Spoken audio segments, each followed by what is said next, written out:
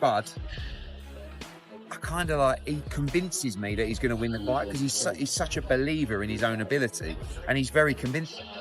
And then you see the presser yesterday, and I thought Canelo looked really well. Do you know what I mean? And obviously, he's a big Crawford to win this fight. Why is that? What changed? I know Crawford's he's got the heart, he's got the speed, the skills, and he's gonna go out there. I was thinking he put up a good first 6 rounds, but then Canelo will start picking it up. But now I think Crawford will go for Crawford will get. I'm picking Crawford to win. I'm going with Terence Crawford. You know, big weight jump, dangerous fight, but somebody's got to prove to me that they can break Terence Crawford's will and that he can't figure it out against you. You know, it ain't no disrespect to Canelo, but I've said this the last couple of years. I've not been against Terence Crawford against nobody else. You got to show me that you can. The boxing world is raising red flags. Many are saying Canelo's time might be running out. As the fight draws closer, more analysts and former champions are leaning toward Terence Crawford. Crawford, still undefeated with a perfect record, is stepping up 2 weight divisions from welterweight to super middleweight. A victory would make him the first male boxer in the 4-belt era to become undisputed champion across 3 different divisions. Insiders argue that Crawford's technical brilliance and flawless resume sharply contrast with Canelo Alvarez's slowing pace and advancing age.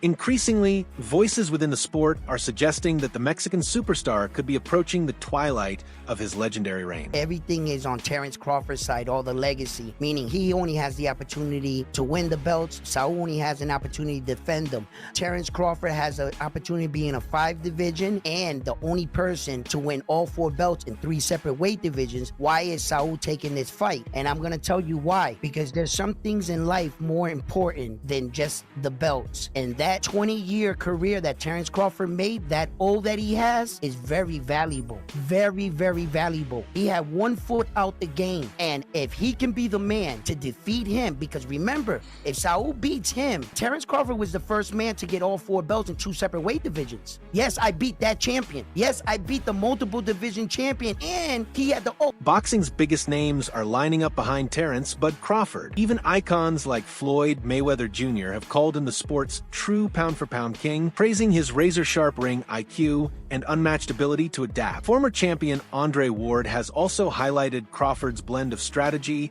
and flawless timing, adding more weight to the growing belief that Bud has everything it takes to dethrone Canelo Alvarez. But in terms of his resume, the opponents that he fought, right? And people say he fought this name and fought that name. Where did he fight that name when he fought him? He 32. He coming off 2 losses. He 35. Kovalev, when he fought Kovalev was cooked. He wasn't the crusher. He wasn't the undefeated guy. He had lost that. And I'm not knocking the hustle, but you lose me when you start saying I'm the best fighter in the world.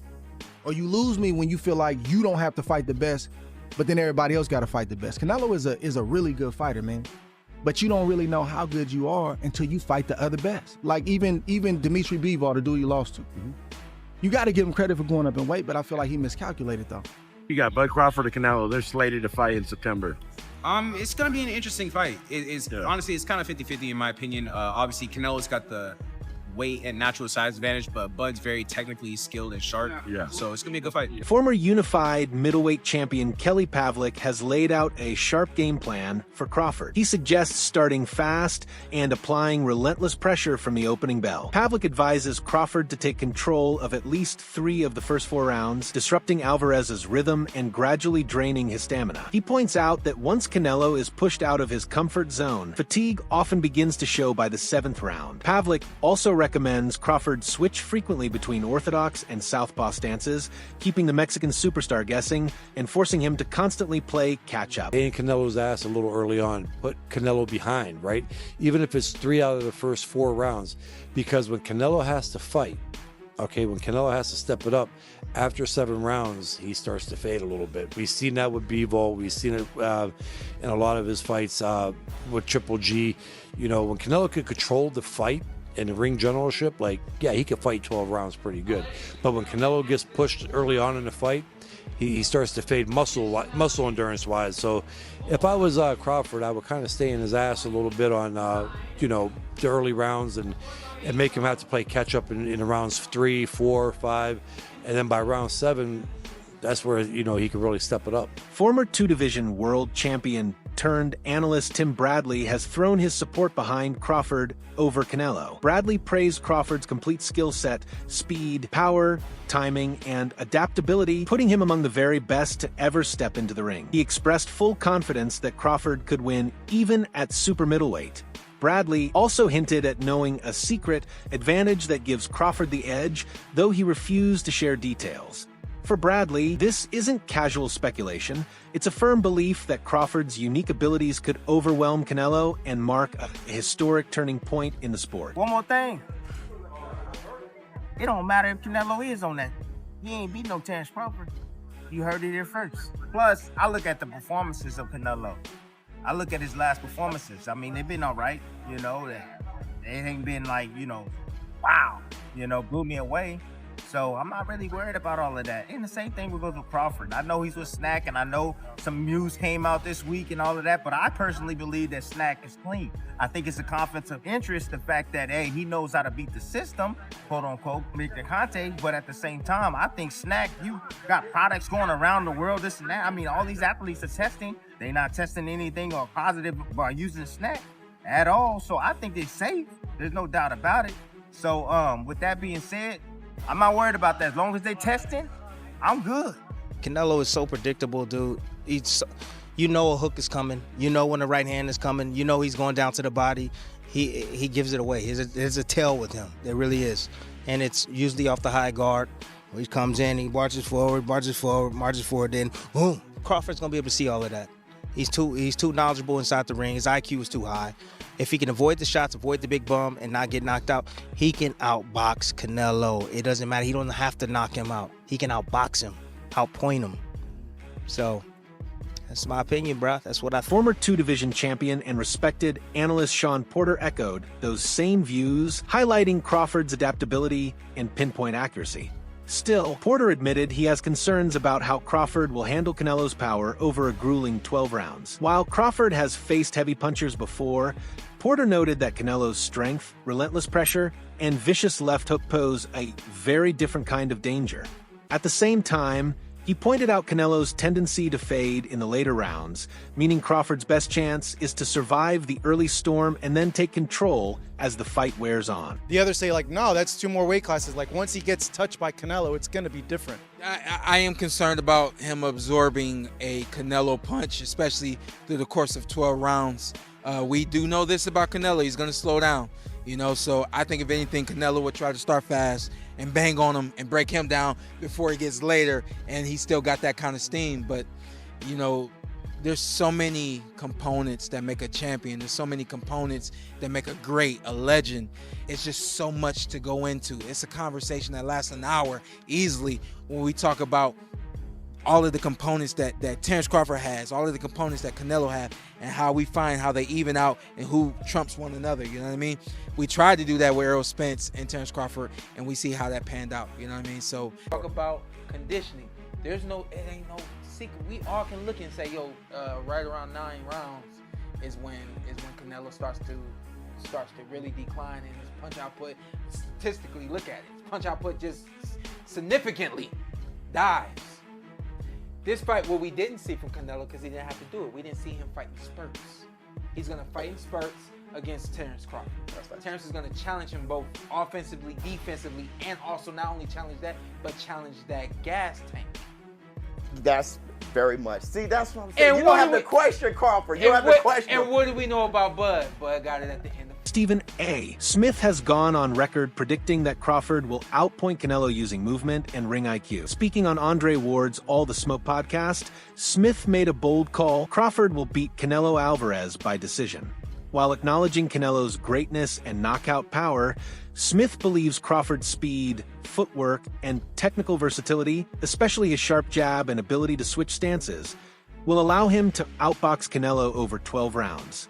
He stressed that although Canelo is stronger at the weight and carries dangerous power, Crawford's path to victory lies in superior agility and boxing intelligence. I think my initial reaction would be to say that I think that Crawford would be the superior boxer, as great as Canelo is. as seasoned as he is, with 65 fights, if I recall, on his record. I think boxing-wise, he's going to give Canelo fits. Don't believe he can hurt Canelo. I just believe that Crawford hasn't been in the ring with anybody this powerful. Again, Crawford is the superior boxer. But if he can't hurt Canelo, you can't keep him off of him. He says it's a legacy fight, and he believes he can do the same, and he wants to do the same against a fighter the caliber of Canelo Alvarez, which is why we haven't really seen him in the ring against anybody else. Fortunately, that's the business of boxing. He's a victim of it, not a villain. You got a love for boxing. Yes, love boxing. Who gonna win the fight, man? That's coming up, the biggest Crawford. fight in boxing. Crawford. Huh? Crawford. I'm not hesitating. Crawford. I'm not even hesitating. Crawford. You gonna stand on that all the way to September 13th? I love Canelo. Crawford will beat Canelo. Crawford will beat Canelo by decision. I can't see anybody knocking out Canelo Alvarez. But I do believe that if you can box and you can move, that you can beat Canelo. You can outpoint him. That's right. When I think about Canelo, one of the things that I don't like about Canelo, despite his greatness, and a neck as wide as Broadway, for crying out loud. Right. It's like almost every shot has to be a power shot. It's a power shot, yeah. That's not beating Crawford. I will confess, I think Gervonta Davis's trainer, Cal, I think he said this. He said Crawford could find himself in trouble if he decides to engage with Canelo, because Canelo is the naturally bigger, strong fighter. And I don't care that Crawford's gotten bigger, and I don't care that Crawford's gonna go in there just as big as Canelo. Canelo is accustomed to fighting at the weight, and Crawford is not. And Canelo is a genius in this regard. You don't see him show up for fights not ready. He's always ready. Always prepared. He's always ready. He's give him that. always prepared. So I think he's the slower fighter, though. And I think that Crawford is brilliant as a boxer.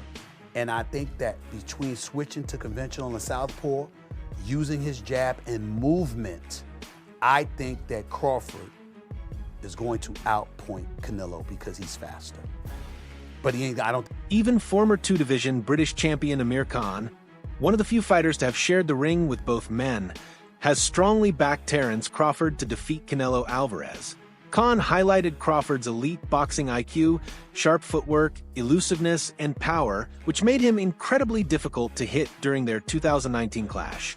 In contrast, Khan explained that Canelo, despite his legendary punching power, was noticeably easier to connect with. For Khan, Crawford's movement and timing give him such a clear edge that this matchup could turn dangerously one-sided. Crawford could beat him because Crawford is a big 147 fighter and is strong as well, which a lot of people don't give him the credit for.